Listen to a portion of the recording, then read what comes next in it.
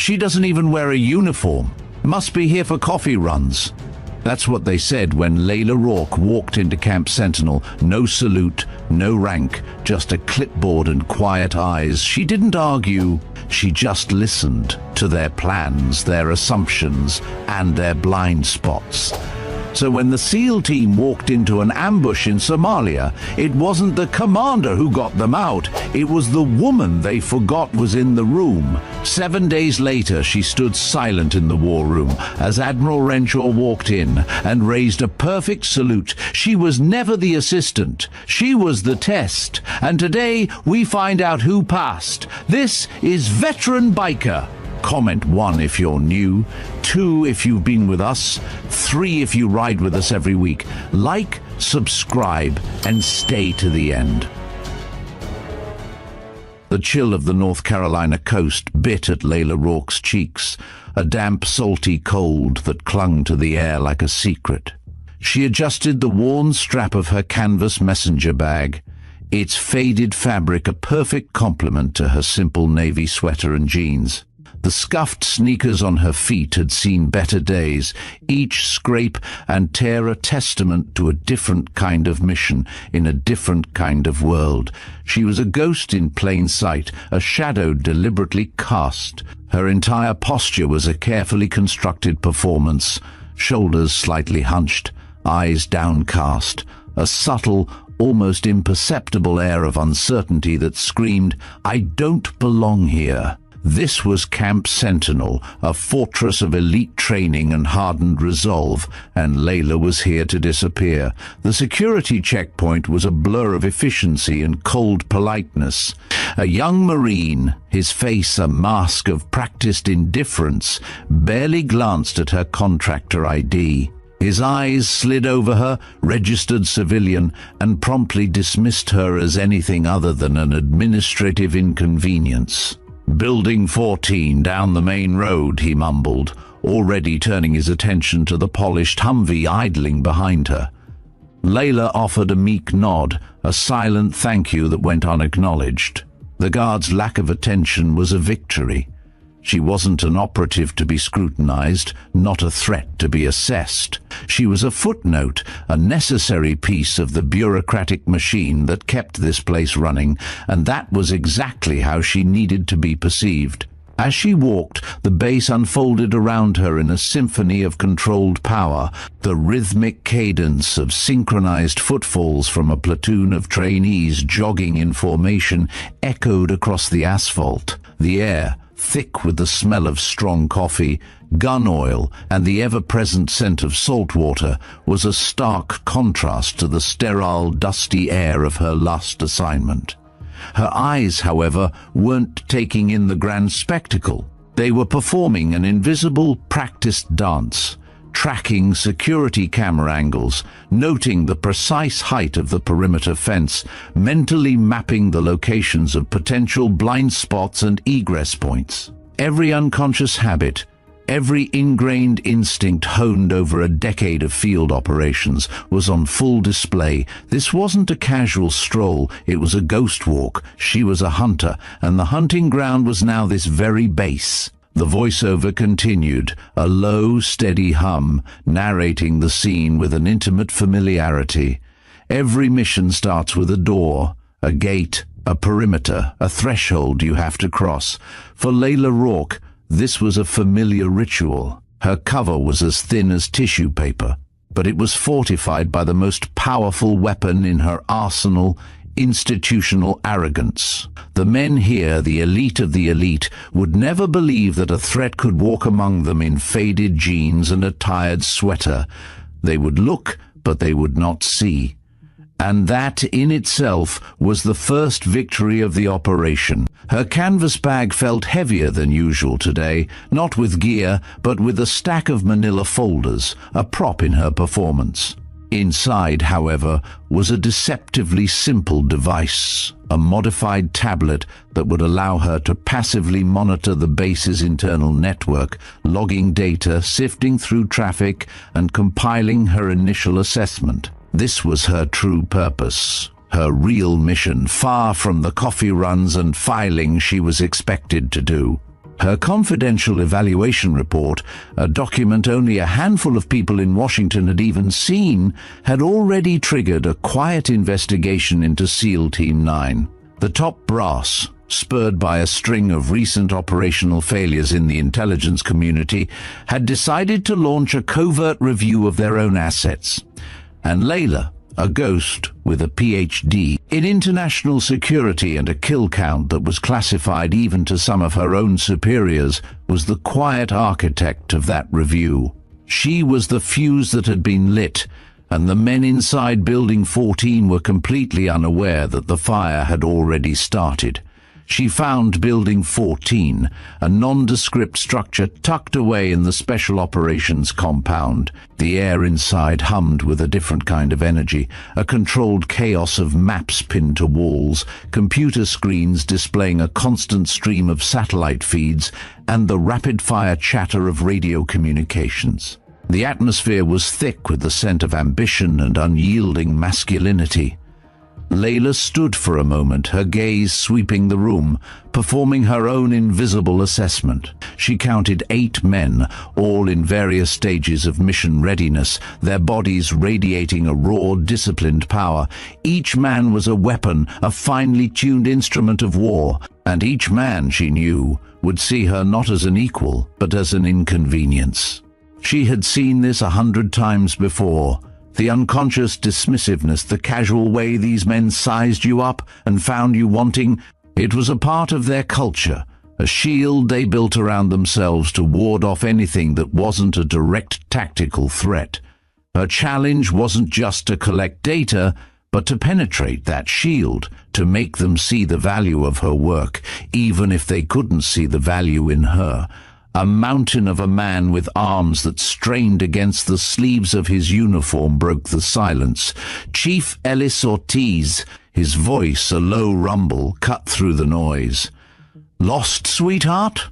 His dark eyes swept over her dismissively, a clear assessment of her faded clothes and civilian status. "Coffee's in the break room if you're looking for the kitchen staff." The words weren't an insult, not exactly. They were a simple statement of fact, a quick, efficient categorization of a person he deemed insignificant. Layla felt the familiar cold irritation flare in her gut. She had learned to suppress it years ago, had trained herself to turn it into a tool. She met his gaze, not with defiance, but with a practiced, nervous uncertainty. "I'm Layla Rourke," she said, her voice soft and unassuming, just the right amount of unremarkable. "I'm here for the admin support position. Commander Brennan is expecting me." The name seemed to catch Ortiz's attention, but only for a moment. He grunted, a sound somewhere between a sigh and a laugh. "Brennan? He's in his office. Don't get in the way." He gestured vaguely toward a door before turning his back, his attention already elsewhere. Layla's fingers tightened slightly around the strap of her bag. The first hurdle cleared. The first seeds of her persona, the quiet, unassuming, slightly out-of-place civilian, had been successfully planted. She navigated the room, finding a small, unoccupied desk tucked away in a corner. It was the perfect spot. From here, she could observe everything and be seen by no one. She set down her folders and bag, the sound of the clipboard clattering on the cheap laminate a testament to her fabricated nervousness. The key to a good cover wasn't just in the details you created, but in the ones you left out.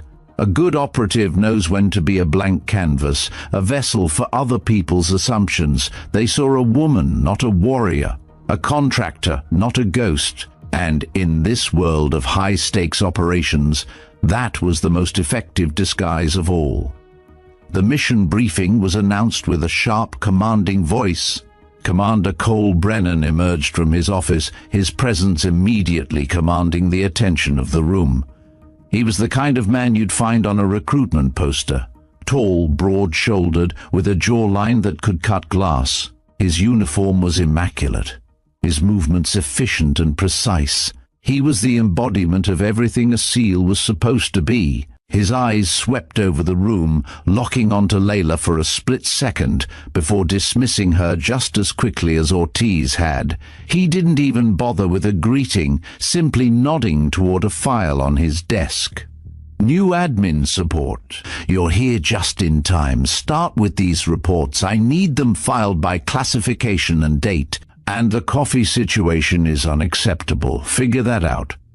His tone was a casual command, the kind of order he was accustomed to having obeyed without question. Layla picked up the thick manila folder, her fingers brushing against his for a moment. She felt the calluses, the small scar near his wrist, telltale signs of a man who lived and breathed close-quarters combat. He was good, she could see that. But she could also see the arrogance, the kind of rigid confidence that had gotten good people killed in places where a simple assumption was a death sentence. She nodded obediently, her posture reinforcing her subservient role. "Of course, Commander. I'll take care of it right away." As she settled into her corner desk, the mission briefing began. The map on the wall came alive with red pins and tactical annotations. Brennan's laser pointer danced across satellite imagery of Somalia. The target was an American ambassador, Patricia Kellerman, kidnapped 3 days ago. The voiceover now shifted, its tone turning clinical, analytical, a reflection of Layla's own internal process. The plan was sound.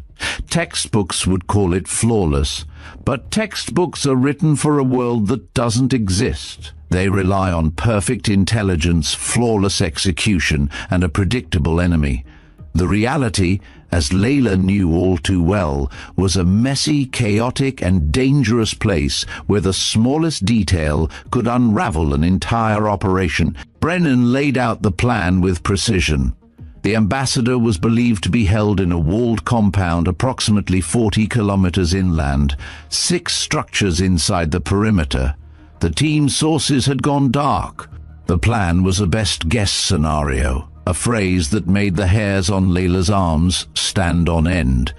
They would breach the compound, secure the structures one by one, and extract the ambassador.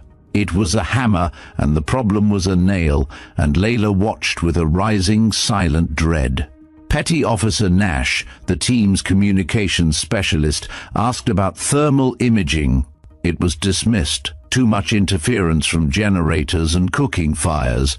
Ortiz confirmed that they were essentially going in blind. Doc Jalen Scott, the team's medic, inquired about local assets. Brennan shook his head grimly. Their contacts had vanished. The local militia that took the ambassador was systematically eliminating anyone cooperating with Western forces. The mission, as Layla saw it, was a perfect storm of blind spots and outdated assumptions. Brennan's team was a finely tuned tactical machine, but their engine was fueled by old habits and institutional dogma. They were elite, but they were also arrogant. They dismissed open-source intelligence as Twitter chatter and cultural factors as irrelevant. They couldn't conceive of a world where a local prayer schedule or a social media post could be the key to an entire operation. They had their maps, their satellites, their gear, and their pride. And in the field, Layla knew pride was a deadly luxury. She sat at her desk, her hands meticulously organizing the files Brennan had given her.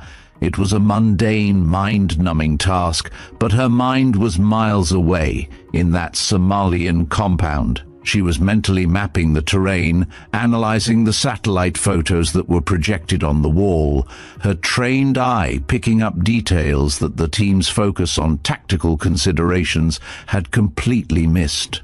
The layout of the compound, the distribution of power and water, the subtle wear on the courtyard paths, these weren't just random details. They were a story, a narrative that told her everything about the people who lived there, their routines and their priorities. It was a story she had learned to read in dusty compounds across 3 continents, a language spoken not in words, but in the silent language of infrastructure and human habit. Her motivation, the deep, personal reason she was here, welled up in her throat like a bitter taste. Years ago, a similar mission, a hostage extraction. Her team, a joint CIA SEAL unit, had been given bad intel. The SEAL commander, a man full of Brennan's same arrogant confidence, had dismissed her warnings about a change in local patrol patterns. He called her a desk jockey, a paper pusher. The mission went sideways. Her intelligence partner, a man she had known for years, a man she had considered family, had been killed in the ambush. The memory was a cold, hard stone in her chest, a constant reminder of the price of institutional pride. She was here to make sure that never happened again. The mission briefing continued, a symphony of bravado and tactical certainty, but for Layla, it was a funeral march. She was watching a tragedy unfold in slow motion, a disaster waiting to happen. The team was exceptional, she knew that, but they were only as good as their intelligence, and their intelligence was fundamentally flawed. Her orders were simple: observe, assess, and do not interfere. But as she watched Brennan and his team prepare to walk into a kill zone, she knew with a certainty that chilled her to the bone that her orders were about to change. The voiceover continued, painting a vivid picture of the silent struggle happening inside Layla. Her fingers meticulously sorted files. Her mind raced 100 miles an hour, cataloging every flaw, every vulnerability, every piece of missing information. The team was getting ready to deploy, their movements a choreographed ballet of preparation. They packed gear, checked weapons, and went over mission details one last time. They were confident, they were ready, they were a force of nature, and they were walking into a trap. Layla watched them, a silent observer in the corner, her expression a mask of professional disinterest. She was a ghost, a shadow, a whisper in a room full of shouts, but the quiet storm building inside her was about to become a hurricane. Her mission was to assess, but her instincts, honed by a decade of life-or-death situations, were screaming at her to intervene. The quiet assessment was over. The time for action was drawing near. She had been sent here to watch, but she was about to be forced to act. The satellite images on the wall, grainy and stark, were a mosaic of assumptions. For Commander Cole Brennan and his team, they represented a battlefield, a grid of tactical points, potential threats, and a single high-value target. For Layla Rourke, sitting in her corner, they were a collection of stories they refused to read. She watched them, these elite warriors, as they finalized a plan built on a foundation of guesswork. The mission, as she saw it, wasn't a matter of if it would go wrong, but when. The memory of another briefing room, another group of confident men, another plan filled with fatal flaws, was a cold phantom in her mind. Her professional orders were clear: observe, assess, do not interfere.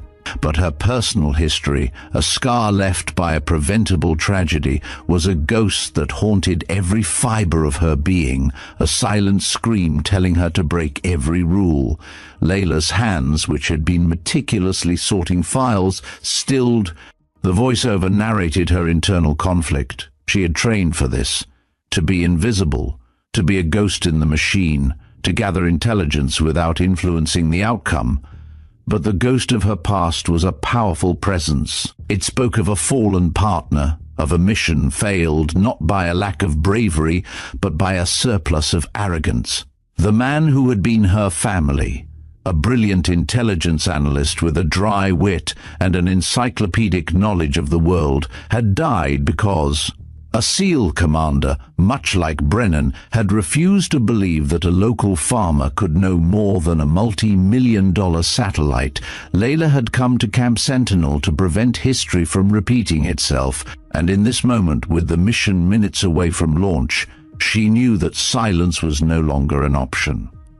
She cleared her throat softly, a small, tentative sound that barely registered above the room's controlled hum. 8 pairs of eyes, all focused on the map, shifted toward her with varying degrees of annoyance and curiosity. Commander Brennan's gaze, sharp and impatient, was the most unnerving. "Yes?" His voice was a crisp, impersonal command. Layla felt her heart rate quicken, a physiological response she had long since learned to compartmentalize. She had to play her role perfectly. She couldn't be the expert, she had to be the enthusiastic, but slightly out of her depth, amateur. I don't mean to interrupt, Commander," she began, her voice a little higher than her usual tone, laced with a practiced uncertainty. She pointed a hesitant finger at the projected satellite image. "But I was just looking at these photos, and I noticed something about the Eastern building." A low sigh from Chief Ortiz broke the brief silence, his expression a clear mixture of amusement and exasperation. "Sweetheart, we appreciate the enthusiasm, but—" Brennan held up a hand, a silent command for Ortiz to stop. His eyes, though still skeptical, held a flicker of professional curiosity. "Go on." Layla took a breath, letting her voice regain a hint of its natural clear quality, but still keeping her posture reserved and timid. She wasn't just guessing, she was seeing patterns that her decade in the field had made as obvious as a flashing neon sign. She pointed to a set of small, dark panels on the roof of one of the buildings and a faint line that snaked across the ground. "The Eastern building is the only one with solar panels positioned on the south-facing roof," she explained, her words sounding more like a nervous academic than a seasoned operative. "And there's a dedicated generator line running directly to it. My thesis at Georgetown was on hostage situations in failed states. High-value prisoners are often held in buildings with independent power sources. The solar panels and the generator line suggest this building can operate completely off-grid if they need to go dark quickly. The positioning also gives it the best sight lines to the main entrance while being furthest from potential breach points." The silence that followed was different this time.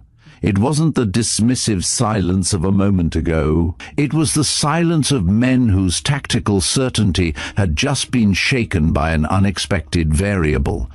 Petty Officer Nash, the communications specialist, was the first to speak. "How the hell could you possibly know that?" He wasn't mocking her, he sounded genuinely baffled. Layla's cheeks flushed, a genuine reaction born from the precariousness of her cover. I have a master's degree in international relations from Georgetown. I wrote my thesis on it. I know it's just academic theory, but the patterns seem familiar." Brennan's skepticism hadn't vanished, but it had been replaced by a focused, intense curiosity. He looked at the satellite image again, then back at Layla, his mind racing to reconcile the unassuming woman in front of him with the analytical insight she had just provided. "What else?" he demanded, his voice no longer dismissive, but hungry for more information. Emboldened, but still maintaining her amateurish facade, Layla pointed to another detail. "The foot traffic patterns in the courtyard. See the wear on the path leading to the Eastern building? And those dark spots near the entrance? They could be guard positions. If they're following standard protocols for high-value detainees, they'd want the prisoner isolated, but accessible. The Eastern building fits that profile perfectly. Close enough for easy access for interrogation, far enough from the perimeter to prevent rescue attempts, and with independent systems in case they need to go dark." Ortiz, who had been listening with his arms crossed, was now staring at her with something akin to grudging respect. "Where exactly did you say you went to school?" he muttered, the mockery gone from his voice. "Georgetown," Layla repeated, adding a self-deprecating smile, "though I'm sure real-world experience is completely different." The voiceover now narrated the shift in the room's energy. For the first time since she had arrived at Camp Sentinel, Layla Rourke was no longer a ghost. She was a presence. The men in that room were professionals, and their initial arrogance was being chipped away by the cold, hard logic of her observations. Their pride, a shield they had built around themselves for years, had been breached by a woman in faded jeans who had dared to speak up. The mission was no longer a best-guess scenario. It was a tactical problem with a new variable, her. And in the world of high-stakes operations, a new variable was the most dangerous and potentially the most valuable thing you could have. Brennan was already on the radio, his voice sharp and commanding, requesting enhanced surveillance on the eastern building. Within minutes, the confirmation came back. Thermal imaging had detected a heat signature consistent with a single person on the upper floor, along with 2 guards stationed outside. The room erupted in a controlled, professional excitement as the team began adjusting their tactical plans. Layla watched as Brennan's expression shifted, a silent transformation from skeptical tolerance to grudging professional appreciation. He looked at her, his eyes unreadable. That was impressive, he admitted, the words clearly costing him. Good catch. Layla, playing her part, ducked her head modestly. Just lucky, I guess. I probably watched too much news. She gathered her things, a gesture of retreat, a way to put the ghost back in the machine. I should let you get back to planning. Do you need more coffee? Actually, Brennan said, his voice thoughtful, stick around. Your academic perspective might be useful. The voiceover shifted again, setting the scene for the mission itself. Layla's cover had been compromised, but not broken. She had given them just enough to be helpful, without revealing the full depth of her knowledge. The trick now was to maintain that balance, to be useful enough to earn their respect, but naive enough to avoid suspicion. Because if they knew her academic theory came from personally extracting hostages from compounds just like this one, her entire mission would be compromised. Hours later, under the pre-dawn darkness of the Somalian coast, SEAL Team 9's rigid inflatable boat cut through the choppy waters toward shore. Layla sat in the secondary communication center back at Camp Sentinel, a room filled with banks of monitors and the low hum of classified technology. Her official role was to take notes and coordinate coffee runs for the night shift. Her unofficial role was to watch and wait. The primary communications station was manned by Tech Officer Rivers, a tense, focused man whose attention was fixed on the official feeds. Layla was ostensibly organizing files at a secondary console, but her hands moved with a practiced efficiency, accessing systems that should have been far beyond her clearance level. She was monitoring 3 different intelligence feeds that the primary team had dismissed: local news reports, social media chatter, and intercepted low-level communications. She had spent the last 3 hours building a digital picture of the ground truth, a picture that was wildly different from the one the team was seeing. The voiceover described the building tension. Layla was seeing a different narrative. The official intelligence painted a picture of a quiet, predictable approach. But the ground truth, the story told by the people on the ground, was screaming warnings. A series of social media posts, all from different accounts but mentioning foreign visitors from the sea, had popped up along the team's exact route. The local news reports were talking about an unusual increase in militia presence, a detail that the official channels had overlooked. Every instinct she possessed, every lesson learned in the field, was telling her that this was a trap. The militia hadn't been quiet, they had been waiting. She approached Tech Officer Rivers, her voice quiet but firm. "Rivers, I think there might be a problem." Rivers barely glanced up from his screens, his annoyance palpable. "What kind of problem? Shouldn't you be in the break room?" He dismissed her with a wave of his hand. Layla's heart pounded, a frantic rhythm against her ribs. She pulled up her tablet, showing him the data she had compiled. "I've been monitoring local chatter on social media and news feeds. Multiple posts about increased militia presence along the team's exact route. The timing matches perfectly with our operation window." Rivers's tone was pure, unadulterated dismissal. "Social media? Layla, we have actual intelligence sources. Twitter posts aren't actionable intel. On the main screen, the GPS markers of the team were moving steadily toward the ambush.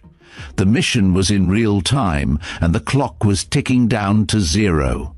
The voiceover highlighted the urgency. The team was walking into a kill zone. Her mission was to observe, not to intervene. But the ghost in her mind, the memory of her fallen partner, was a powerful presence. She had a choice to make: to follow orders and risk a repeat of her personal tragedy, or to break every rule she had been given and save them. Harrison's voice cut through the comms room, sharp with tension, the sound of gunfire in the background. "Base, we've got a problem. Multiple heat signatures moving to intercept our route. This doesn't match our intelligence." The ambush had been sprung. Rivers, his face a mask of panic, was coordinating with air support, but the nearest assets were 20 minutes out, an eternity in a firefight. "Layla, get out of here!" Rivers yelled, his focus on the crisis unfolding on his screen. "This is no place for civilians!" Layla didn't move. She stepped to an unused communication station and began to type commands. Her fingers flew across the keyboard with a practiced, terrifying speed, accessing classified systems that should have been far beyond her clearance level.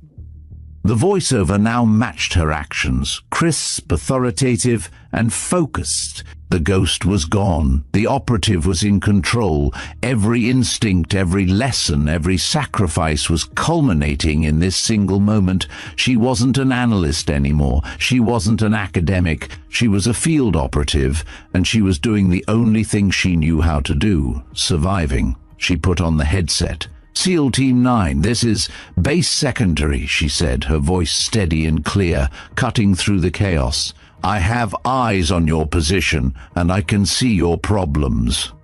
Brennan's voice came back, strained and breathless. "Who is this? Where's Rivers?" Layla's tone shifted, becoming the commanding, no-nonsense voice of a seasoned professional. "Never mind that right now. You've got a sniper in the blue building, second floor, east window. He's got Ortiz pinned behind that concrete barrier." "How can you possibly—" Brennan began, disbelief in his voice. "Trust me or die." Layla cut him off. Her voice was pure command, a sound that made no room for doubt. "Doc Scott, there's a drainage culvert 15 meters to your left. It leads to the market square. In 30 seconds, the call to prayer will start from the mosque. Every fighter in that compound will pause for at least 10 seconds. That's your window. Move now." The radio fell silent except for the sounds of gunfire. Layla watched the drone feed, the seconds ticking by like an eternity. Then, a haunting, beautiful sound echoed across the compound, the call to prayer. The muzzle flashes from the ambush position ceased momentarily. "Move now," she commanded. On screen, she watched as SEAL Team 9, a group of men who had dismissed her as a civilian, executed a flawless tactical withdrawal, using the brief respite to reach better cover. Brennan's voice came through the radio, breathless but alive. "Base Secondary, I don't know who you are, but that save just kept us breathing. How did you know about the prayer call timing?" Layla realized too late that she had made a mistake. A desk analyst wouldn't have known that. Rivers, his face a mask of confusion and suspicion, was staring at her. "Layla, what the hell is going on? How do you have access to those systems?" Before she could answer, Brennan's voice crackled through again. "Base, we've reached the secondary extraction point. Package is secure. But I want to know who Base Secondary is when we get back. That person just saved 6 American lives." Layla quietly removed her headset. Her cover was blown. The team was coming home alive, but her mission had just become infinitely more complicated. As Rivers's face, a mixture of puzzlement and dawning realization, began to register the classified access logs, Layla knew that the real questions, were about to begin. She had saved the team, but she had just sacrificed her secret and her mission for them. The ghost was out of the machine, and she wasn't going to be able to put it back in. The team's return was a symphony of quiet relief and adrenaline. The uniforms, once crisp, were now stained with dirt and the residue of combat. Their movements, though exhausted, were still sharp, still professional. But something was different. The camaraderie, the easy banter that usually followed a successful mission, was muted. In its place was a singular, unspoken question that hung in the air like smoke: who was base secondary? They spoke of the voice, the calm authority that had cut through the chaos. They marveled at the precise, life-saving intel, the knowledge of a local prayer call. Commander Cole Brennan, his face a mask of exhaustion and focused thought, listened to his team's praise. Base secondary, whoever the hell that was, just saved us all. The words were a tribute, a deep and sincere gratitude for the ghost in the machine. But as the voiceover described, the ghost was no longer a ghost to everyone. Layla Rourke had slipped back into her corner, her posture as unassuming as it had been on her first day. She was once again the admin assistant, the civilian in faded jeans, the quiet presence that could be ignored. But the men in that room no longer saw her that way. Their perception had been irrevocably altered. They had been saved by a voice, and their minds, trained for a lifetime of pattern recognition, were now trying to connect the dots. The calm, confident voice they had heard over the radio, and the quiet, nervous woman who sat at her desk organizing files. To a professional, that didn't add up. Chief Ellis Ortiz, his large frame slumped in a chair, was no longer mocking her. The easy condescension he'd shown on her first day was gone, replaced by a quiet, thoughtful intensity. He would glance at her from across the room, his eyes lingering for a second too long, as if trying to reconcile the person he had dismissed with the life-saving intel she had provided. The tension in the room was a living, breathing thing. It was a silent acknowledgement that something fundamental had shifted. The voiceover now focused on the man who was actively trying to find the missing piece. Tech Officer Rivers, a man whose world was built on logic and data streams, was consumed. The mystery of base secondary was a glaring anomaly in his otherwise perfect digital world. He had pulled the access logs, a routine security measure, and what he found was a contradiction that defied explanation. The systems Layla had accessed, drone feeds, tactical comms, open-source intelligence databases, required clearance levels far beyond anything a civilian contractor should have. It was a massive security breach, or it was something else entirely. Rivers, a professional who had been taught to trust data above all else, was staring at a digital ghost, a phantom who had left a trail of breadcrumbs he couldn't explain. But the most subtle and profound shift was happening with Doc Jalen Scott. Unlike Brennan, who was consumed with the tactical impossibility, or Rivers, who was grappling with the digital contradiction, Doc Scott was wrestling with something far more personal, a memory. He sat alone, meticulously cleaning his medical gear, but his eyes, whenever they found Layla, held a look of profound, dawning recognition. He wasn't looking at the admin assistant, he was looking at a ghost from his past. The voiceover now narrated his inner world, a series of fractured flashbacks that were slowly piecing themselves together. A dusty alley in Syria, the stench of diesel and blood, an op that had gone sideways, a hostage rescue mission, a cluster of armed men closing in, and a team pinned down, their exit cut off. They were dead. He knew it. They all knew it. But then something had changed, a single critical detail, a diversion that came from nowhere. A sudden shift in the enemy's positions that had given them a tiny, impossible window to escape. It was the kind of move that wasn't on any mission plan. It was the work of a single, brilliant ghost. A rumor had circulated later, a whisper among the intelligence community, a shadow from the CIA, an operative with no team, no support, who had saved a US asset from an impossible situation. The mission was classified beyond belief, the operative's identity lost to time and bureaucracy. But now, as Doc Scott looked at Layla, he was seeing her not in the dim light of Camp Sentinel, but in the blinding dust of that Syrian alley. The posture, the quiet intensity, the eyes that saw a world no one else could. It was her, the ghost who had saved them. He kept his silence, a professional's instinct, but a deep, unnerving certainty was growing inside him.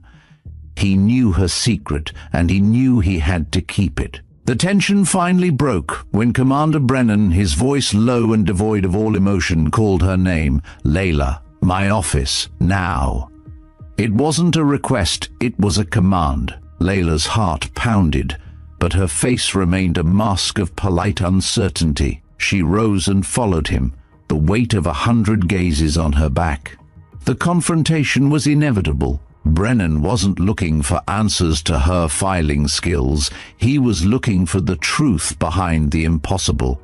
He had enough information to know that the woman who made his coffee and the voice that saved his team were one and the same. In the sterile confines of his office, the air was thick with unspoken questions. Brennan's expression was cold, hard, and analytical. "Layla, I'm looking at the mission debrief, and I'm looking at your personnel file, and they don't match." His voice was a low growl, a contained fury.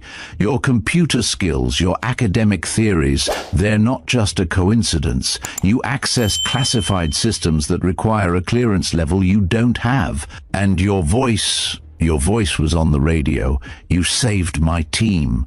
He leaned forward, his eyes boring into hers. "Who the hell are you?" Layla, a master of deflection, held his gaze without flinching. She had prepared for this moment, had rehearsed her response 1,000 times. "Commander, I can see how this looks. I've always been good with computers, and my academic background gives me a unique perspective. I've read enough to know how to connect the dots. The lie was a fragile shield, but it was all she had. I'm a civilian contractor, Commander, just here to do a job." The words were a half-truth, a practiced evasion designed to buy her time, but as she spoke them, she knew that the shield was cracking. The man in front of her was a professional, and he knew a lie when he heard one. The confrontation had begun, but the truth, the real truth, was still a long way from being revealed. The confrontation with Layla had ended not with a resolution, but with a new, even more profound mystery. Her evasions had been masterful, her lies a carefully constructed shield of half-truths. But Brennan was a man who dealt in facts, not feelings. He trusted data, and the data was screaming that something was fundamentally wrong. The voiceover followed his movements, a shadow in the halls of Camp Sentinel as he pursued the truth. The admin assistant had saved his team. That was a fact. The access logs revealed a security breach that should have been impossible. That was a fact. Her personnel file, a sparse and unremarkable document, was a contradiction to everything he had witnessed. That was a fact. Brennan knew the rules of the game. He wasn't going to get answers from her. He was going to get them from the system. He made the calls, navigating the complex, labyrinthine bureaucracy of classified networks. He used his high-level clearance, his reputation, and every bit of professional capital he had earned to cut through the red tape. He requested a full security dossier on Layla Rourke.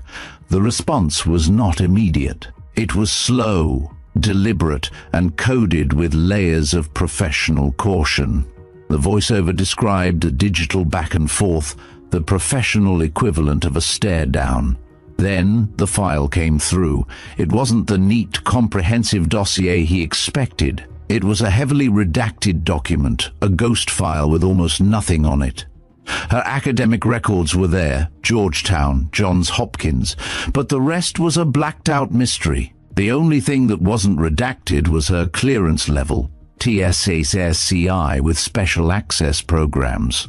The kind of clearance held by only a handful of people in the entire intelligence community. And her employer, a simple, unassuming line of text, other government agency. The words hit Brennan like a physical blow. The professional term, a whisper in military circles, was the official code for the CIA. The woman who had been making his coffee was an operative, an asset, an untouchable shadow with a clearance level that put her on par with some of the highest-ranking officers in the command. The tension, which had been a quiet hum in the background, now exploded into a cold, hard certainty. He wasn't dealing with a security breach, he was dealing with a spy, or more accurately, an evaluation. He was no longer trying to solve a puzzle, he was now a piece in a game he didn't even know he was playing. The voiceover shifted again, setting a new scene. The team was gathered in the debriefing room, the mood still heavy with the memory of the Somalia mission. The chairs were arranged, the screens were on, but the usual post-mission analysis was replaced by a simmering tension. They were talking about base secondary, still unaware that the ghost was sitting in the same room. The door opened and everyone went silent. Admiral Kara Renshaw entered, flanked by 2 aides and a security detail. She was a legend, a woman whose reputation for tactical brilliance and uncompromising professionalism was matched only by her intolerance for incompetence. The team straightened, their posture a collective expression of rigid, disciplined respect. They assumed she was here about the security breach. They assumed they were in for a world of pain. They were wrong. The voiceover detailed the Admiral's entrance with cinematic precision. Admiral Renshaw wasn't just a presence, she was a force of nature. She moved with a quiet, efficient power, her gaze sweeping the room with a sharp, analytical focus that missed nothing. She acknowledged Brennan with a brief, professional nod, her eyes already moving on.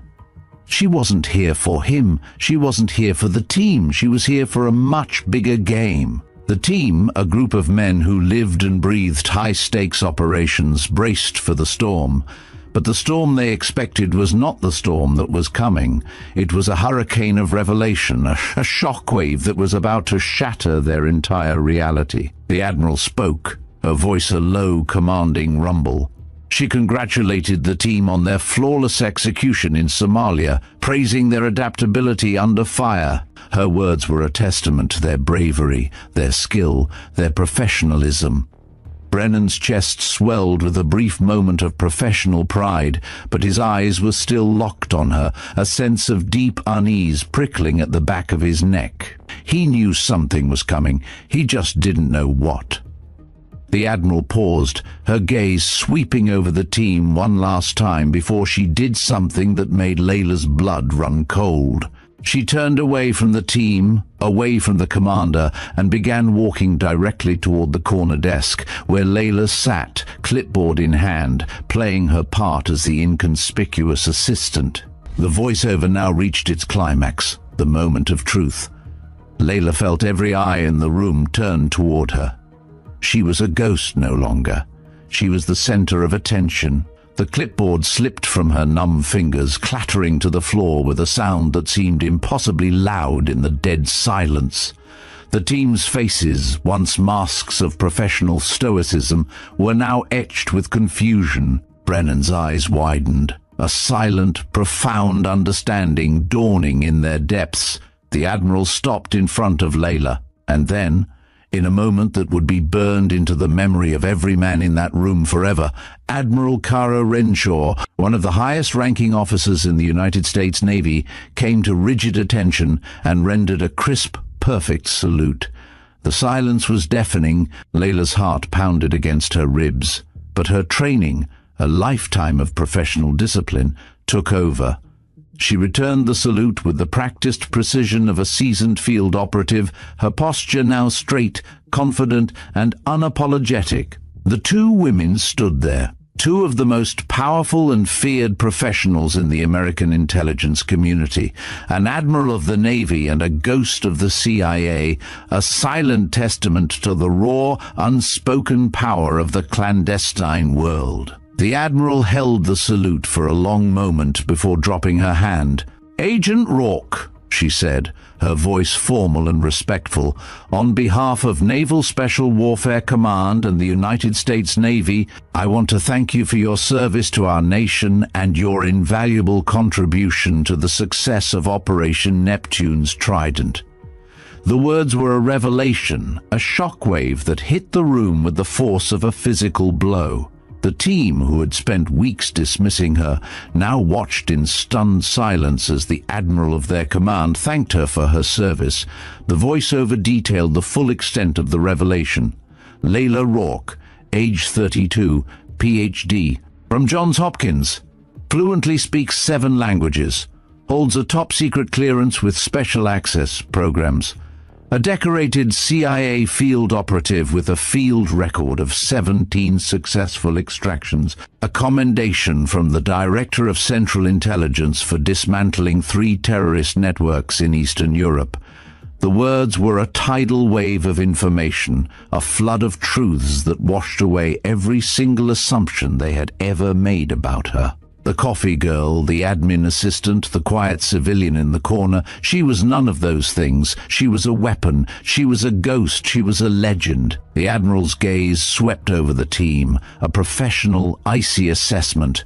When the agency offered to loan us their best operative for this assessment, we knew we were getting someone special, she said. We just didn't realize how special until we saw the results. Your preliminary assessment has been reviewed at the highest levels, Agent Rourke. Your recommendations regarding intelligence integration and cultural awareness training have been approved for immediate implementation across all SEAL teams. The words were a thunderclap, a professional reprimand wrapped in a commendation. The team had been tested, they had been found wanting, and their flaws had been exposed not by an enemy, but by the woman they had so casually dismissed. The shock in the room was palpable. The silent, profound realization that their entire worldview had just been shattered by the quiet woman who, just yesterday, had been asked to make their coffee. The silence that followed Admiral Renshaw's departure was more deafening than any explosion. It was the silence of shattered assumptions, of a worldview that had been irrevocably broken. The men of SEAL Team 9, a group who had been taught to trust their instincts above all else, were grappling with the impossible. They had been tested, assessed, and in a single stunning moment found wanting. Commander Cole Brennan, his face a mask of controlled fury and disbelief, looked from the empty space where the Admiral had stood to the woman who was no longer just Layla Rourke. She was Agent Rourke, a ghost of the CIA, a name whispered in clandestine circles, and she had been in their ranks for weeks. The voiceover detailed the internal storm raging within each man. Chief Ortiz, the man who had called her sweetheart, now looked at her with a profound, unnerving respect. Petty Officer Nash, the communications specialist who had dismissed her social media chatter, was pale with the knowledge that his own professional arrogance had almost cost them their lives. And Doc Scott, the man who had secretly remembered her from a mission years ago, watched with a quiet, knowing certainty. The team wasn't just grappling with her identity, they were grappling with their own fallibility. They had judged a book by its cover, and the book, it turned out, was a weapon of incredible power. Layla, her posture now straight and unwavering, let the silence hang in the air for a long, pregnant moment. The act was over, the performance was finished. She was no longer the admin assistant. She was a professional, and she was here to do a job. She set down her clipboard and looked around the room, meeting each man's gaze in turn. Her eyes, once downcast and uncertain, were now clear, sharp, and confident. My mission was a comprehensive assessment of SEAL Team 9's operational effectiveness, interagency cooperation capabilities, and overall value to national security. Interests, she said, her voice a low, steady hum that commanded a different kind of attention than the one she had used before. And yes, I was documenting everything. every interaction, every briefing, every operational detail. The implication hit them with the force of a physical blow. Their professional lives, their careers, the very existence of their team was now in the hands of the woman they had dismissed as irrelevant. The voiceover described the shift in the room's energy, a tangible, suffocating weight. The team wasn't just embarrassed, they were vulnerable. They had been observed, catalogued, and analyzed. Their weaknesses had been exposed not by an enemy on a far-flung battlefield, but by an operative who had been sitting in their corner, silently taking notes for weeks. The professional facade that they had built around themselves, a shield of tactical certainty and unshakable pride, was now gone. And in its place was a humbling, profound, and deeply uncomfortable realization they had failed the test. Layla's words were blunt, honest, and without apology. She laid out her findings with the precision of a seasoned analyst. Your tactical skills are exceptional. Your unit cohesion is excellent, and your adaptability under fire, as demonstrated in Somalia, is impressive. But, she said, and the word hung in the air, a sword of Damocles hanging over their heads, but your institutional arrogance is a liability. You dismissed me as irrelevant for weeks, missing opportunities to leverage my expertise simply because I didn't fit your preconceived notions. You treated intelligence as an afterthought, relying on traditional sources while dismissing open-source information that could have saved you from an ambush. In a real-world scenario, that attitude could cost lives and compromise missions. Brennan absorbed the criticism with a stoic expression, his professional training taking over. He was a professional, and professionals accepted feedback, no matter how harsh. "Fair point," he said, his voice low and devoid of emotion. "What else?" Layla pulled a tablet from her bag, the simple piece of technology now a tool of immense power. She pulled up a series of detailed files, her fingers flying across the screen. "Your intelligence analysis capabilities are adequate but not exceptional. Your cultural awareness training needs significant improvement. Half the team couldn't identify basic Islamic prayer schedules, which is fundamental knowledge for operations in Muslim-majority countries." The team was quiet, absorbing the criticism. The arrogant certainty they had worn like a uniform was now gone, replaced by a deep and professional humility. As the team processed her feedback, Layla stepped out for a moment, seeking the quiet of a secluded hallway. The voiceover followed her, a witness to a private human moment. The mask of the cold, professional operative was gone for a moment. Her shoulders, which had been held ramrod straight, now slumped with the weight of her mission. The professional detachment she had maintained for weeks had been a shield, not just for her cover, but for her own emotions. In this private moment, she was just Layla, a woman who had spent weeks in a hostile environment, whose entire career was built on being a ghost, and who had been forced to relive the most painful moment of her life to save a team that had nearly dismissed her out of existence. A single tear, a testament to the emotional toll of her mission, rolled down her cheek. She wiped it away, her hand trembling slightly. She took a deep breath, and in that silent moment, a silent resolve returned to her eyes. The mask went back on. The professional returned. She was here to do a job, and the job wasn't finished. She walked back into the room, her composure and strength reinforced. She looked around the room, seeing these men with new eyes. They were proud, skilled, and dedicated, but they were also capable of growth and adaptation. The way they had accepted her guidance during the Somalia crisis, despite their confusion, suggested they could overcome their institutional blind spots. The Admiral's words, a clear mandate, had set the stage for the next phase. "My assessment isn't complete yet," Layla said, her voice now a little softer, a little more human. "I still need to evaluate how you respond to constructive criticism and whether you can adapt your operational procedures based on new information." Brennan met her gaze directly. "What do you need from us?" he asked. the command in his voice gone, replaced by the earnest, professional inquiry of a man seeking expert consultation. Honesty, cooperation, and a willingness to acknowledge that even the best operators can learn something new, Layla replied. She paused, and a small, genuine smile touched her lips. And maybe stop asking me to make coffee. I'm actually terrible at it. I've been buying it from the Starbucks down the road and transferring it to your pot. The team, which had been silent for so long, now broke into a low, rumbling chuckle. Chief Ortiz, his face a mix of embarrassment and genuine amusement, was the first to speak. I knew that coffee was too good to be coming from our machine. Brennan stood up, extending his hand toward her, a gesture of professional humility and respect. Agent Rourke, I think we got off on the wrong foot. Would you be willing to start over? Layla shook his hand, her grip firm and professional.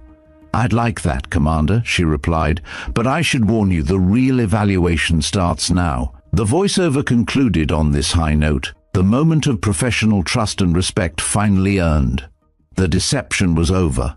The hard part was just beginning. Layla Rourke had spent weeks as a ghost, an observer, an invisible presence in a world that refused to see her, but now she was a partner, an expert, an asset. And for the first time since arriving at Camp Sentinel, she was genuinely curious to see how this story would end. The 48 hours that had passed since Admiral Renshaw's visit had been a time of profound and irrevocable change. The tension that had once filled the air had been replaced by a different kind of energy, professional respect. The corner desk, a physical representation of Layla Rourke's invisibility, was now empty. She sat at a central workstation in the main operations room, a direct communication link to Langley blinking softly on her screen, a symbolic and literal centerpiece of their new reality. The manila folders and mundane paperwork had been replaced by a constant stream of classified intelligence, tactical assessments, and open-source data streams. The ghost had become a presence, and the men of SEAL Team 9 were adjusting to her new reality. The voiceover detailed the small but significant shifts in their behavior. Layla was no longer the admin assistant. She was a partner, a force multiplier, an asset whose insights were now not just welcomed but actively sought. The easy dismissal had been replaced by a quiet, focused attention. The condescending glances had been replaced by a genuine professional curiosity. The team, a group of men whose entire careers had been built on a rigid sense of hierarchy and operational certainty, had demonstrated a capacity for adaptability that was nothing short of extraordinary. They had been tested, they had been humbled, and they had chosen to learn. Commander Cole Brennan, a man who had once seen her as an inconvenient detail, now saw her as a vital piece of the puzzle. The role reversal was a silent, ongoing performance. One morning he approached her workstation carrying 2 cups of coffee, a gesture that spoke volumes. "Thought you might need this," he said, setting 1 cup down. "Fair warning, I actually did make this one myself, so it might be terrible." The words, spoken with a hint of a smile, were a peace offering, an acknowledgement of their new reality. Layla, looking up from an analysis of recent terrorist communications intercepts, took a sip and managed not to wince.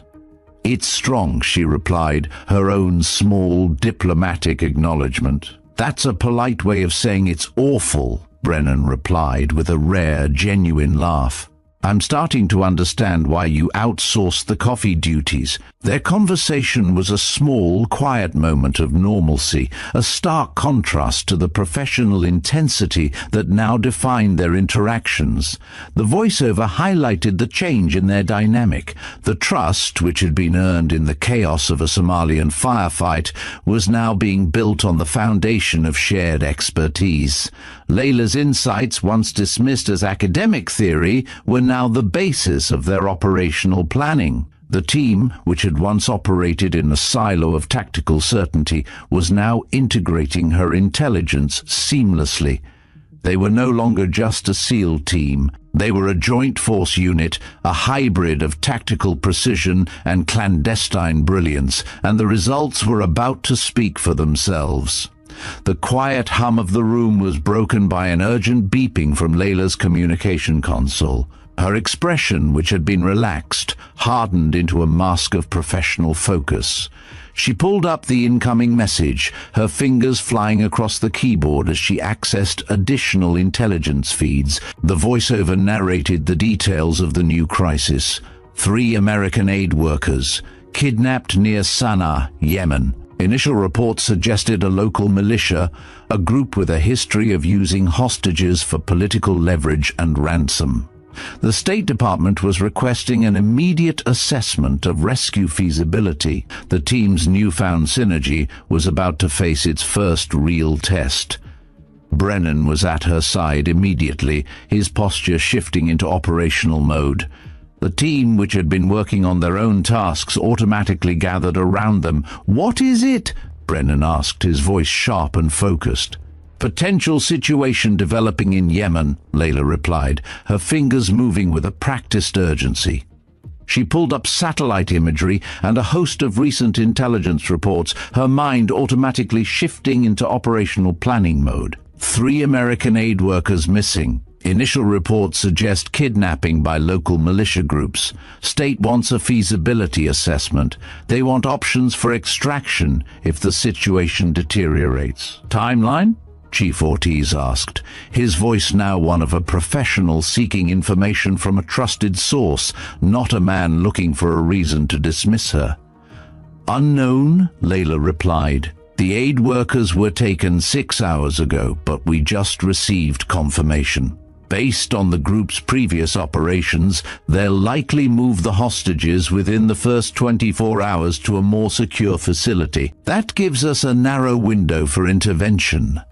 The voiceover described the collaborative planning process, a symphony of expertise and trust. Layla was at the center of it all, a brilliant conductor in a room full of master musicians. She was analyzing local chatter, mapping movement patterns and predicting the kidnappers' behavior. Brennan was no longer the sole authority. He was a professional partner, a conduit for her intelligence, and he deferred to her expertise without hesitation. The team, once so rigid in their operational dogma, was now a flexible, adaptable force, their tactical precision guided by her deep personal knowledge of the region. Together they mapped out a surgical strike window. Layla highlighted a route on the digital map, her analysis of the kidnappers' poor operational security and predictable patterns now a vital asset. Based on their previous operations, she explained, they'll want to establish communication with authorities within 12 hours to begin ransom negotiations. That gives us a narrow window for intervention. If we can identify the holding location within the next 8 hours, a small team could potentially extract the hostages before they're moved to a more secure facility. After that, it becomes significantly more complicated. The team exchanged glances, processing the implications. This wasn't a hypothetical assessment anymore. This was real-time operational planning, and they were looking to her for guidance. "Agent Rourke," Brennan said formally, his voice now one of a man who had truly learned to trust. "Would you be willing to serve as intelligence liaison for this operation?" Layla felt a surge of satisfaction, not of ego, but of professional purpose. After weeks of being dismissed and marginalized, she was being invited to participate as an equal partner in a critical mission. "I'd be honored to assist, Commander," she replied. The voiceover now detailed the mission itself, a precise, flawless operation born from their new partnership. The pre-dawn darkness of Yemen was their theater. The mission was a surgical strike, a ghost-in-the-night operation that was the direct result of Layla's intelligence. The team's tactical plan, once built on guesswork, was now a precise, targeted attack based on her analysis. The extraction was swift and clean. The hostages were secured, the kidnappers neutralized, and the team was out within the narrow window Layla had predicted. It was a textbook operation, a testament not just to the team's tactical prowess, but to the power of integrated open-source intelligence.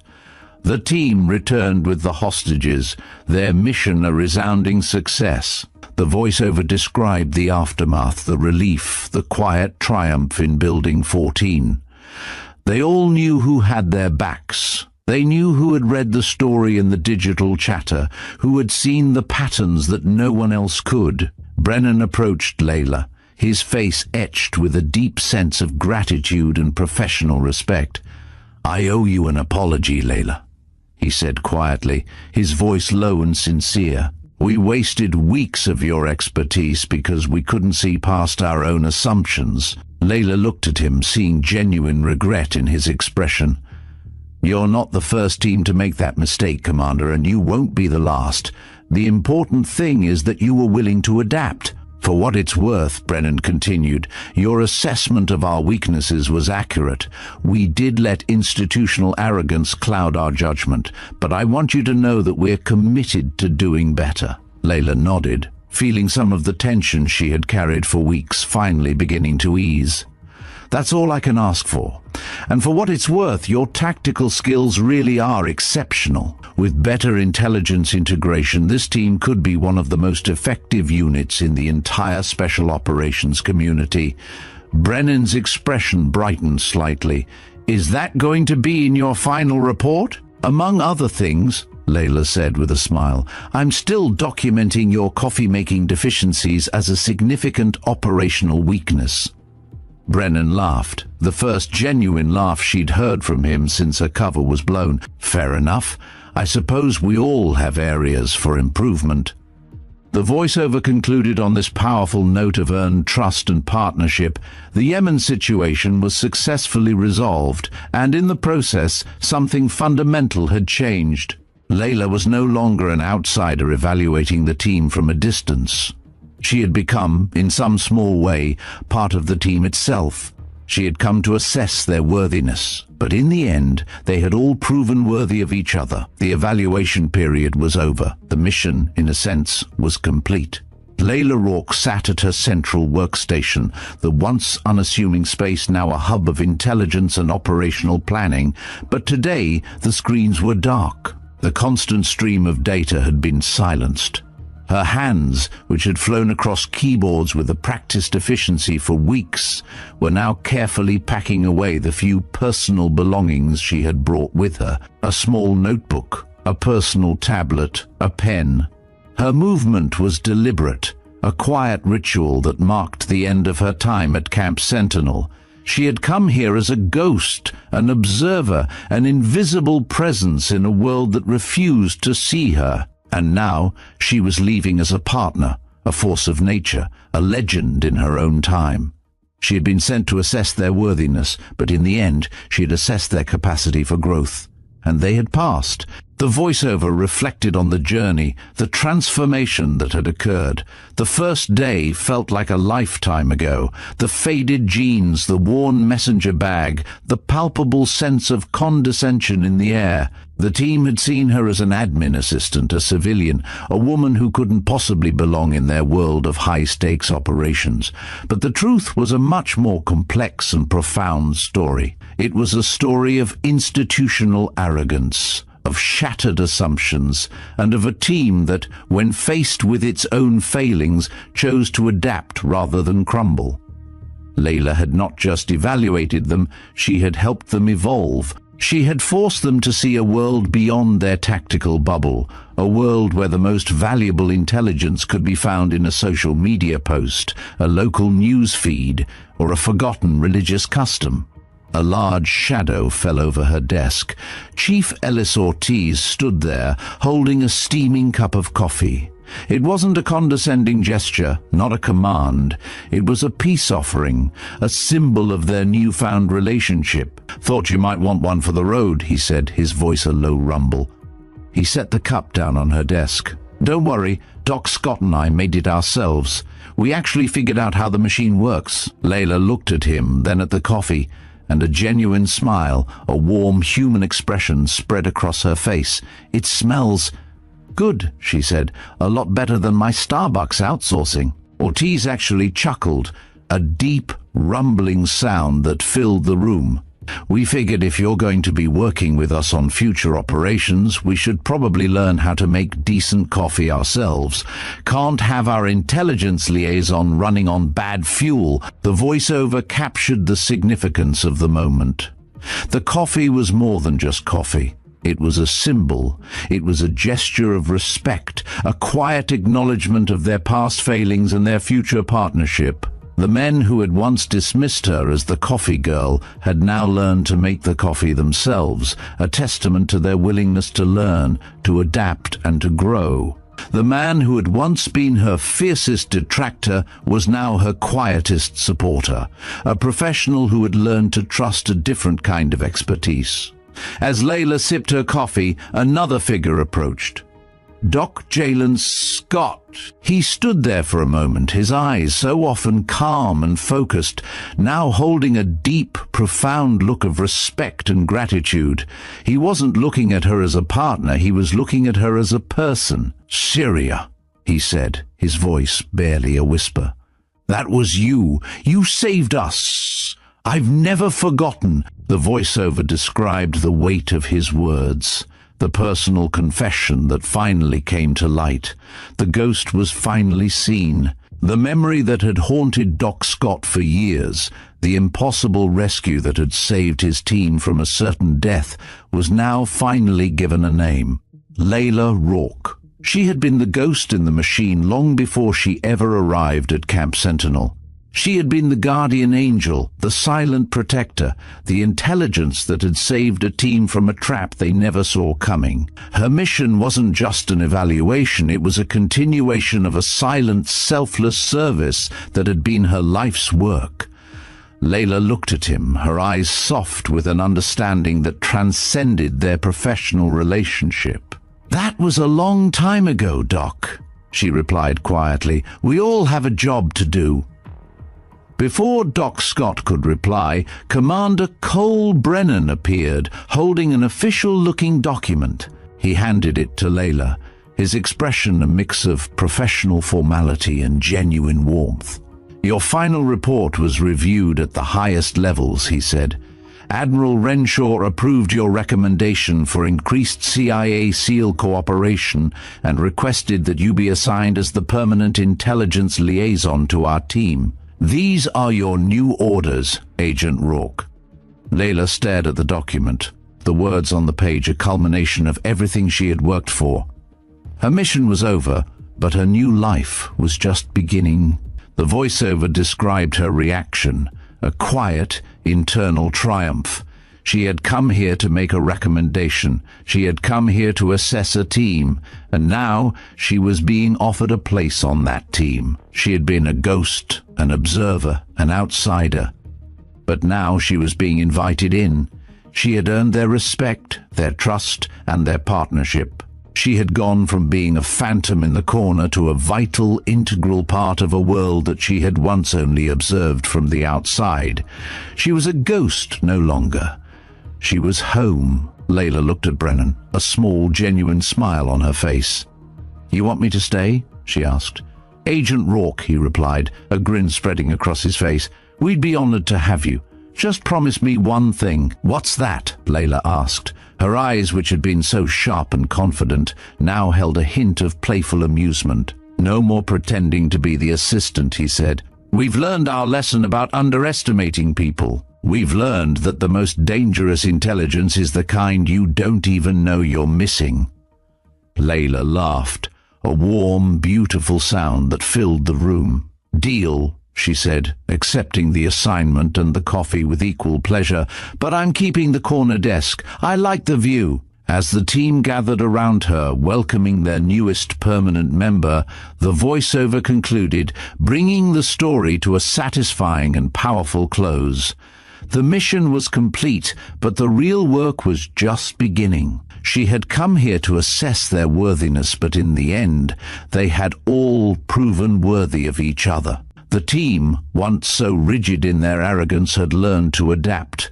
The woman, once so lonely in her clandestine world, had found a home. And the lesson, a universal truth learned in the unforgiving world of special operations, was this: the most dangerous assumptions were often the ones they made about the people standing right beside them. And that is the story of Layla Rourke, the ghost who became a partner. It's a story about the power of unseen expertise, the danger of institutional arrogance, and the profound journey from suspicion to trust. In the end, a team of elite warriors learned a vital lesson: that the greatest strength lies not just in what you know, but in your willingness to learn from others, regardless of who they are. Thank you for joining us on this incredible tale. What do you think was the most powerful moment in this story? Let us know in the comments below. We read every one. If you enjoyed this journey, please hit that like button, subscribe to Veteran Biker for more stories that will stay with you, and share this with someone who needs to hear it. And for more amazing tales, check out the videos appearing on your screen now.